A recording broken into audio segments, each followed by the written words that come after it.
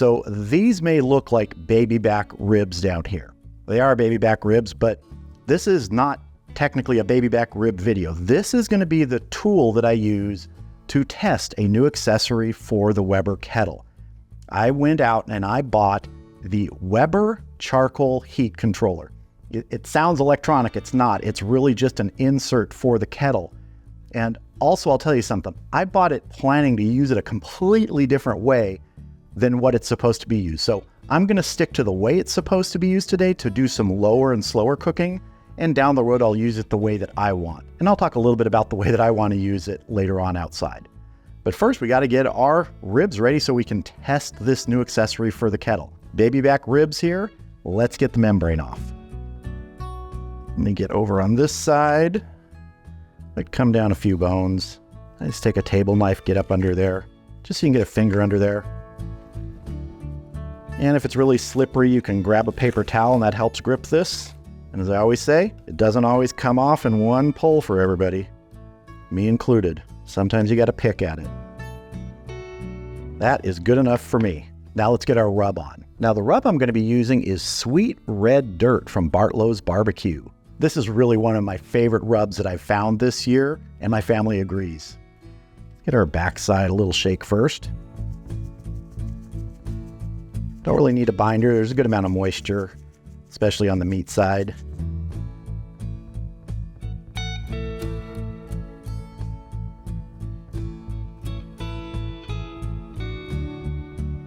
All right, that's looking good. I'm going to set this in the refrigerator because we need to go out and get our kettle ready so I can show you this Weber charcoal heat controller accessory. So in the Weber Kettle Master Touch here, you can see the top grate that has the center insert that's removable, but you might see something below that. Let's take the cooking grate out. This is what I was talking about. This is what Weber calls the charcoal heat controller.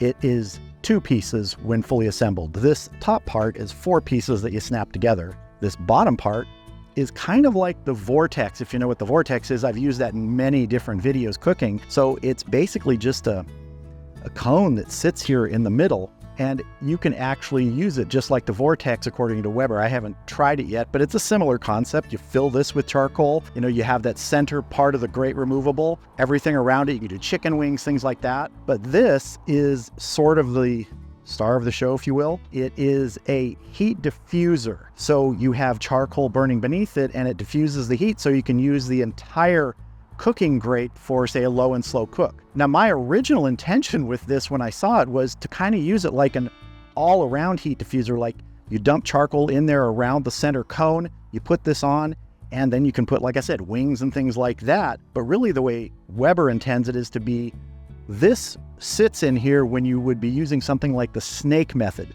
so that you don't have to worry about your food being too close to the coals. It's just going to work its way around and diffuse that heat evenly, so they say. So that's how we're going to get this set up today in a low and slow cook to do those ribs. So the first thing I need to do is take this off.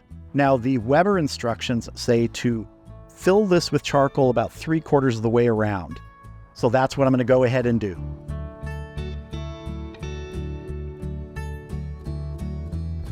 That's roughly 3/4. I'm also going to put a piece of oak in here, just for a little bit of smoke. Now the Weber directions say to put a starting cube right over here. Well, you can start them any way you want. I'm just going to use my torch and ignite these first few briquettes over here, so then it should work its way around in a snake method.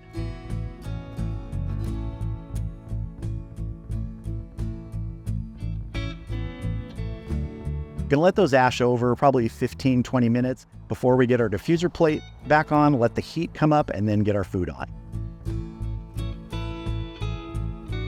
All right, our starter coals are ashed over nicely. We can go ahead and get the diffuser ring on and the cooking grate. Another thing right here in the center is you could put a water pan if you want to.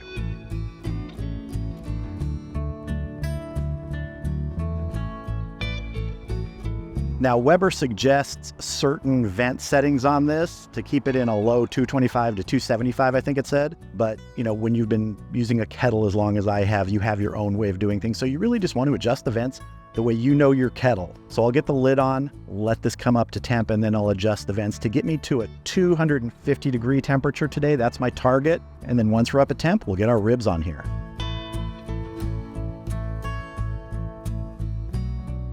All right, the Weber kettle's up to temp. Let's go ahead and get our baby back ribs on and see how this heat controller works. Now, Weber says this will give you 6 to 8 hours of that 225 to 250 or 275. I can't remember what it said, but we'll see. I know these baby back ribs aren't going to take 6 hours, I hope. But we'll see how it does on a shorter rib cook.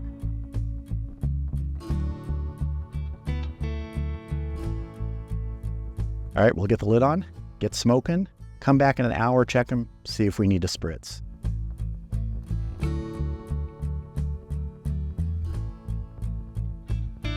Now, the other thing about this is I'm just using the lid thermometer here, and there's really no good place for the vent. I mean, the smoke should be coming all around it, so I'm just going to leave it like this. I can see the thermometer, the smoke is going to come up here, and I'll see you back here in about an hour. All right, we've been going 1 hour. Let's take a look at our ribs, see if we need to spritz.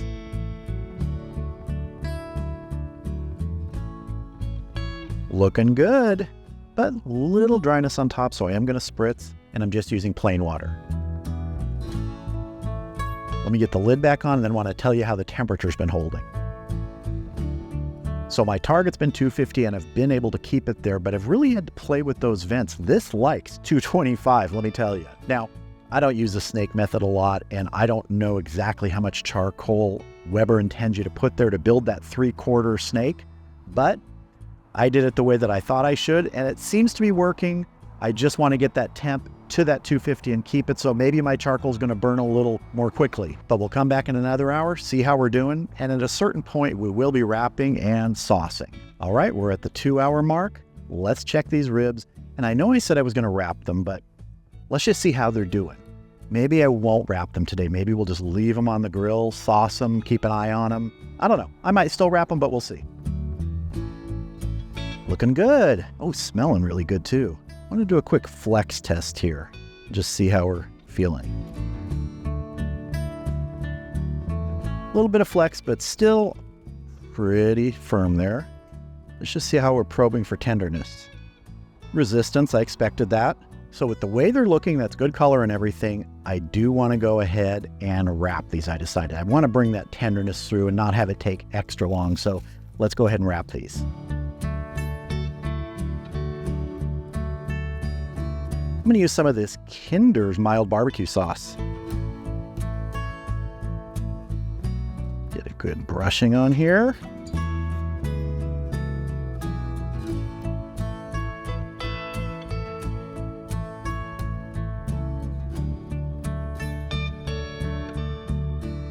All right, let's get these back on.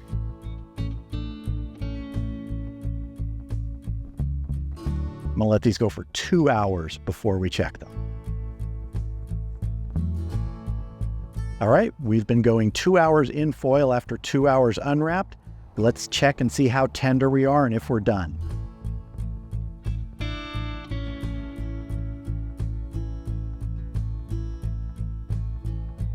Oh, those are looking good.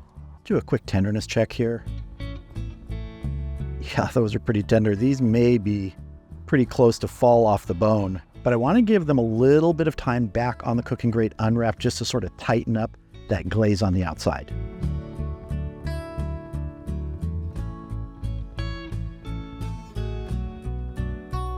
Centered over here.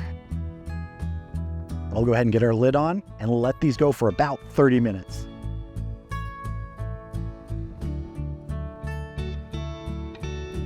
I'm going to let those go for 30 minutes, then I will see you inside when we cut in and have a taste.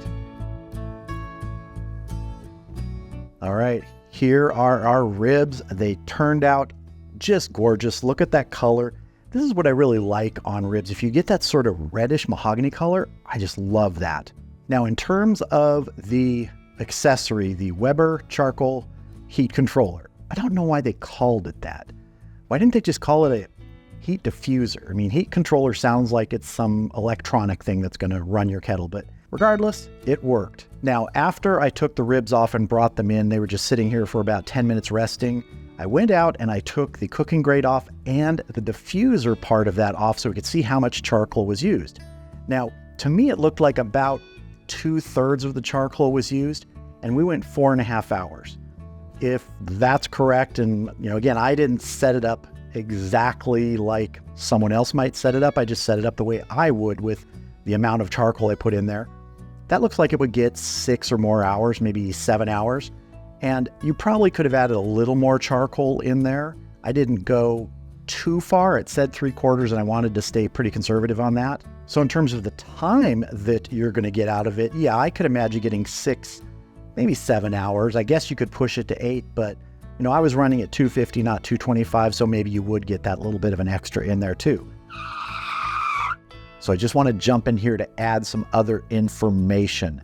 When I finished filming the video and everything was wrapped up, I had left the kettle going. I didn't change any of the vent settings, and I wanted to just see, okay, how long will it go to that 250? It went 8 hours to 250. Here's a picture of the temperature at exactly the 8-hour mark. Now, I shut it down at that point. I think I probably could have left it going longer and it would have, gone down to probably 225 or below. But at least from what Weber is saying, and with the way I had the charcoal set up in there, I was able to get easily 8 hours out of it. They said 6 to 8 hours. I could get 8 hours. So yeah, for that, it works. All right, back to the video. If you're going to do something on there that goes long, like a brisket or a pork butt, you're probably going to run into a refueling issue. Now, that's not always a problem because a lot of people cook that and smoke until you get to the stall and you wrap, and then they just put it in the oven. So, 6 to 8 hours generally will get you to that on most briskets or pork butts that will fit on that kettle.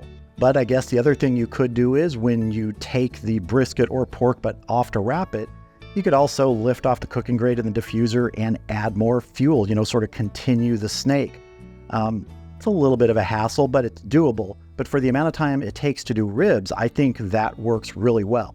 And again, I was getting it to use it for something completely different, which I'll, try in the future, which is just using that entire diffuser plate as sort of a heat, reflector, so that the charcoal is all underneath it and it's just radiating it up, but you're not having to worry about grease dripping down into the charcoal to create flame there. So we'll see how that works, but let's cut into our ribs here and see how they taste. Let me turn this over so I can get a good cut between the bones.